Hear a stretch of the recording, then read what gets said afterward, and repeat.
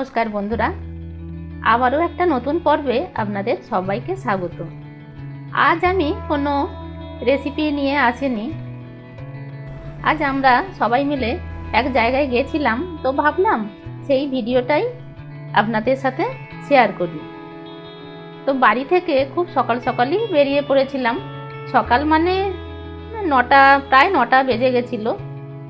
9টার সময় বেরিয়ে এখন আমরা আছি বালি ব্রিজে।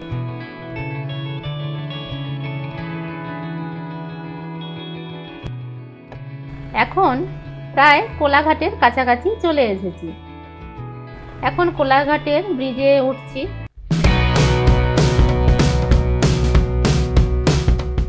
কোলাঘাটের ব্রিজটা কিন্তু রূপনারায়ণ নদীর ওপরে রয়েছে। তো বাঁ দিকে এই ব্রিজটা ট্রেন লাইন।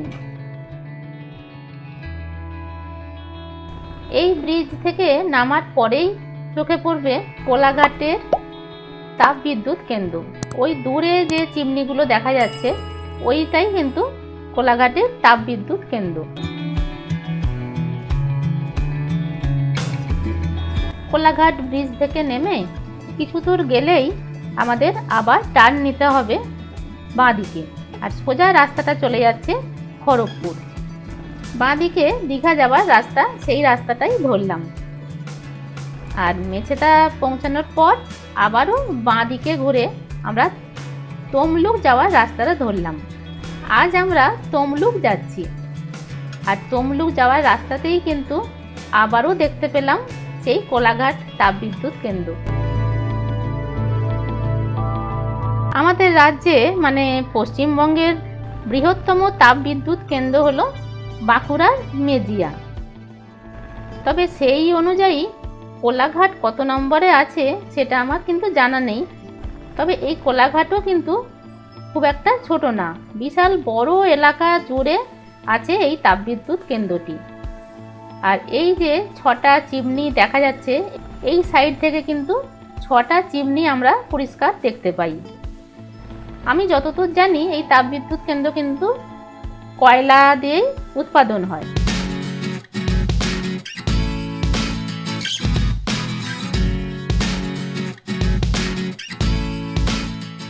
আজ কিন্তু ওয়েদারটা খুব ভালো। আকাশে সামান্য মেঘ দেখা যাচ্ছে, আর মাঝে মাঝে রোদও উঠছে।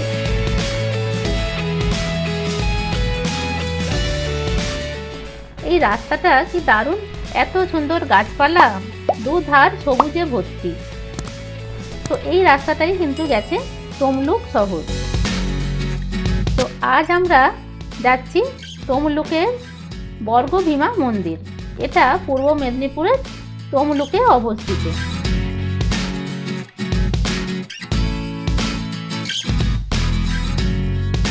তো এই বর্গভীমা মন্দিরটা একেবারে রাস্তার ধারেই, আর রাস্তার ধারেই থেকেই মন্দিরের চূড়া দেখা যাচ্ছে।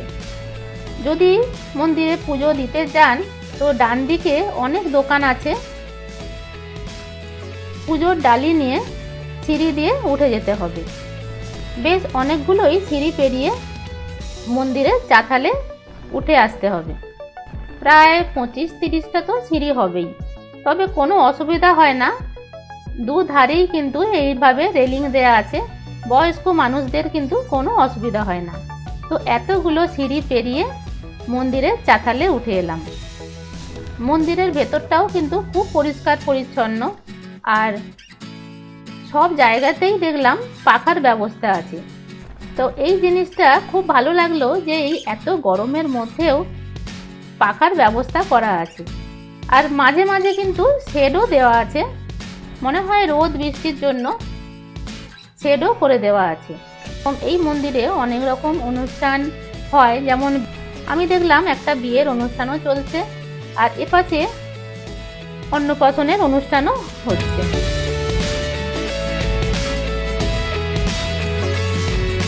তো এই গাছটায় দেখলাম যে অনেক ঘট বাঁধা। নিজের মনস্কামনা পূর্ণ করতে এই গাছে অনেকেই কিন্তু ঘট বেঁধে দিচ্ছে।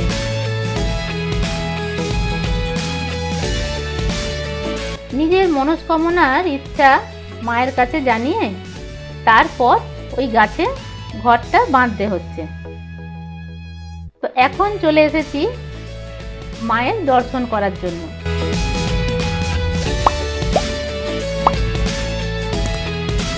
এখানে কিন্তু খুব সুন্দরভাবে মায়ের দর্শন পেলাম। কোনো রকম ঠেলাঠেলি বা কোনো তাড়াহুড়োর ব্যাপার নেই, যে যতক্ষণ দাঁড়িয়ে থেকে মায়ের দর্শন করতে পারবে সেইভাবেই কিন্তু আমরা দর্শন করেছি। তো মায়ের দর্শনটা তো খুব ভালো মতো করলাম, আপনাদেরও নিশ্চয়ই খুব ভালো লাগছে। তাহলে চলুন এবার পুজো দেওয়ার জন্য লাইনটা দিই। আমরা সবাই লাইন দিয়েছি। যেহেতু আমার মায়ের বয়স হয়েছে তাই জন্য মাকে কিন্তু কয়েকজন এগিয়ে দিলেন, আর মায়ের সাথে সাথে আমিও এগিয়ে এসেছি। তাতে কিন্তু ওনারা কিছুই বললেন না, আর রানারা পিছনেই দাঁড়িয়ে আছে। তো এখন মন্দির খুলে দিয়েছে, তো একে একে আমরা সবাই ঢুকছি। এখানেও কিন্তু কোনো তাড়াহুড়ো নেই বা ঠেলাঠেলির কোনো ব্যাপার নেই। এক একজনের ডালি পুরোহিত মশাই নিয়ে পুজো দিয়ে দিচ্ছেন। খুব সুন্দরভাবে কিন্তু পুজোটা দেওয়া যাচ্ছে।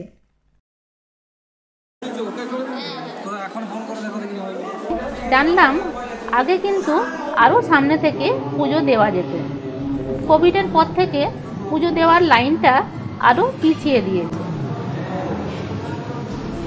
দেওয়া হলেও মায়ের দর্শন কিন্তু খুব ভালো পেলাম।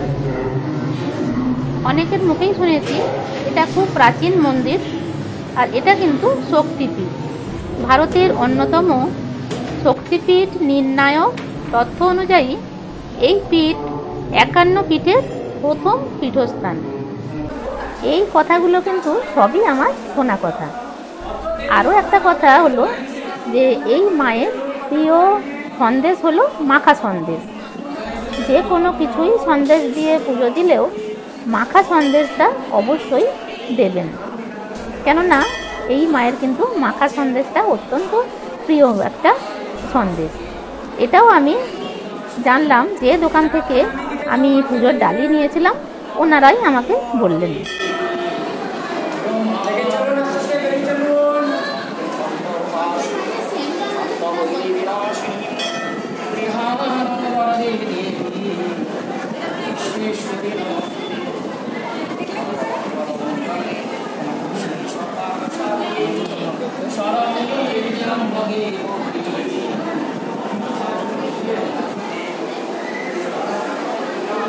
তো পুজো খুব ভালো মতো দিয়ে আমরা বেরিয়ে এলাম।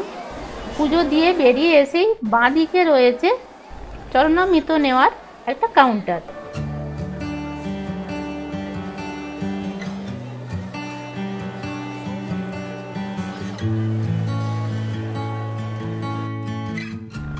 তো এইখানে আমরা সবাই চরণামৃত নিলাম, সিঁদুরের ফোঁটাও নিয়ে নিলাম।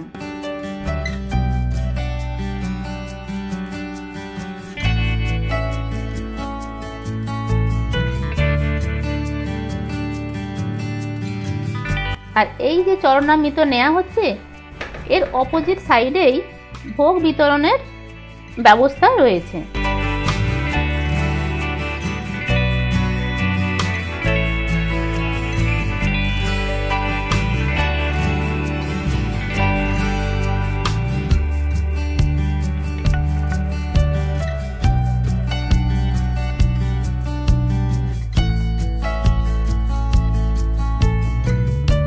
বড় হলঘর, তার মধ্যে কিন্তু সবাই একসাথে বসে ভোগ গ্রহণ করছেন। আমাদের এখানে পৌঁছাতে প্রায় 12টা বেজে গেছিল, তার জন্য কিন্তু আমরা ভোগের টিকিট পাইনি। তবে ওখানে গিয়ে জানলাম অনলাইনেও কিন্তু ভোগের এই টিকিট পাওয়া যায়। তো পরের বার গেলে কিন্তু আমরা অনলাইনে ভোগের জন্য টিকিটটা আগেই বুক করে নেব।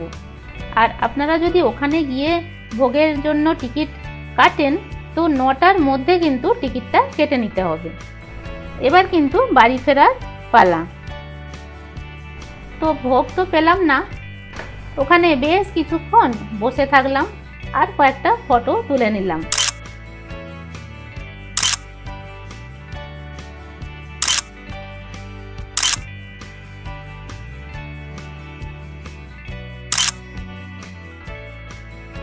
এবার ফেরার পথে রওনা দিলাম।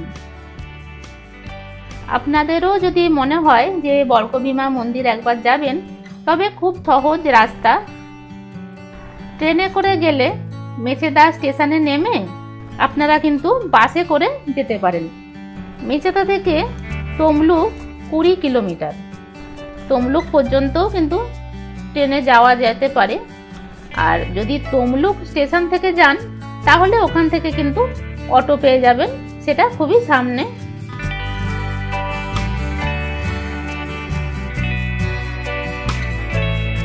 আর ফেরার সময়ে পেয়ে গেলাম বৃষ্টি, মুষলধারে বৃষ্টি পেলাম ফেরার রাস্তাতেই। তবে সকালে যখন যাই তখনই কিন্তু দেখেছিলাম সারা আকাশ মেঘে ঢাকা। ফেরার পথে সেই বৃষ্টিটাই পেলাম। কোথা থেকে যে সময়টা কেটে গেল বুঝতেই পারলাম না। সেই সকালবেলা বেরিয়েছিলাম আর বাড়ি ফিরতে ফিরতে প্রায় সন্ধে হয়ে গেছিল। তো এই দেখুন আমাদের গৌর হরিবাবু খুব সুন্দরভাবে আমাদের গাড়ি চালিয়ে নিয়ে গেছেন আর নিরাপদে বাড়ি ফিরিয়েও এনেছেন। তার জন্য একটা বড় ধন্যবাদ।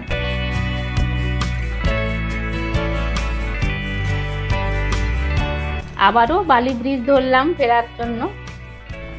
এই ব্যাপারটা কিন্তু কি দারুণ না, যে দক্ষিণেশ্বরের মন্দিরকে প্রণাম করেই আমরা বেরোই, আবার কলকাতায় ঢোকার সময়তেও কিন্তু মা ভবতারিণীকে প্রণাম করে তারপরে কিন্তু বাড়ি ফিরি।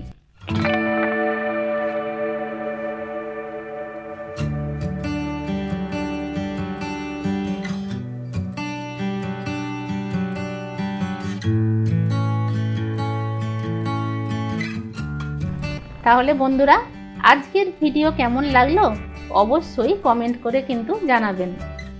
ভালো লাগলে লাইক শেয়ার করে দেবেন আর চ্যানেলটাকেও সাবস্ক্রাইব করে দেবেন যদি এখনো না করে থাকেন।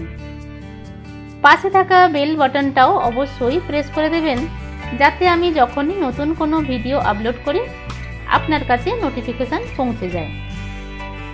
আজ এ পর্যন্তই, ফিরে আসছি খুব তাড়াতাড়ি নতুন ভিডিওর সাথে। আপনারা ভালো থাকবেন, সুস্থ থাকবেন। ধন্যবাদ।